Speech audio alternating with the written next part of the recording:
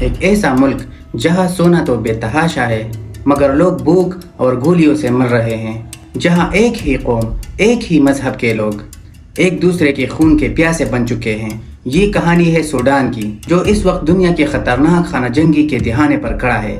Sudan ایک African country ہے جسے کبھی سنہری زمین کہا جاتا تھا، آج راک میں بدل رہا ہے۔ یہاں دو بڑی قومیں ہیں، عربک اینڈ نان عربک، اور ان کے درمیان برسوں سے چلنے والی نسلی اور سیاسی نفرت اب کھلی جنگ میں بدل چکی ہے۔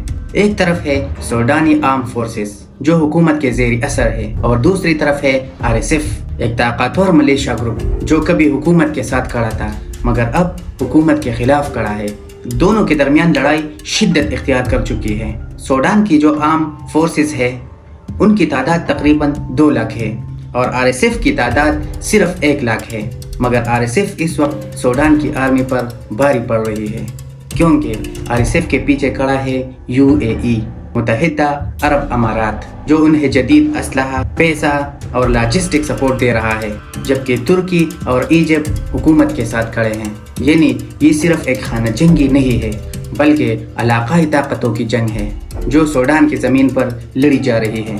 اور کیونکہ سوڈان صرف ایک غریب ملک نہیں ہے، یہ سونا، تیل اور قدرتی ذخائر سے مالا مال ہے، بالکل ویسے جیسے پاکستان میں بلوچستان یا خیبر پختونخوا کے قبائلی علاقے، جہاں قدرتی وسائل کے باوجود وہاں کے لوگ محرومی کا شکار ہے۔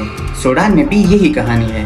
دبئی کی 2 بڑی کمپنیوں نے وہاں سونے کی کانیں سنبھالی ہوئی ہے اور RSF انہی کانوں کی حفاظت کے نام پر قبضہ جما رہی ہے۔ یعنی ایک طرف عوام بھوک اور خوف میں جی رہے ہیں اور دوسری طرف سونے کی چمک پر خون کے دبے لگائے جا رہے ہیں۔ اب تک ہزاروں لوگ مارے جا چکے ہیں، کسی کو گاڑیوں کے نیچے کچلا جا رہا ہے، کسی کو زندہ جلایا جا رہا ہے اور عورت و بچوں تک کو نشانہ بنایا جا رہا ہے۔